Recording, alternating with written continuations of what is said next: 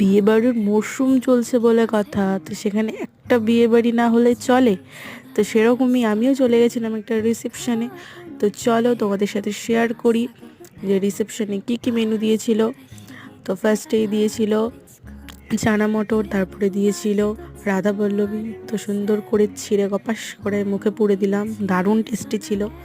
আমি তো একটা জায়গায় দুটো খেয়ে নিয়েছিলাম। তারপরে দিয়েছিল ঝুরি আলু ভাজা, মাছের মাথা দিয়ে মুড়ি ঘন্ট ডাল, সেটাও দারুণ টেস্টি হয়েছিল। তারপরে দিয়েছিল পটল চিংড়ি, এটা তো জাস্ট ওয়াও, মানে আমার যে এত ভালো লেগেছে। তারপরে দিয়েছিল কাতলা মাছের কালিয়া, এটাও সুন্দর হয়েছিল, নিয়ে সেটা দিয়েও অল্প করে খেয়ে নিলাম। তারপরে দিয়েছিল ফ্রাইড রাইস, চিকেন কষা। চিকেন কষাটা ভীষণ ঝাল হয়ে গেছিলো, কিন্তু ঠিক আছে ঠান্ডায়।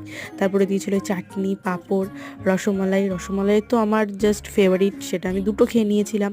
তারপরে দিয়েছিল আইসক্রিম। তো টাটা, ভিডিওটা ভালো লাগলে লাইক করে দিও।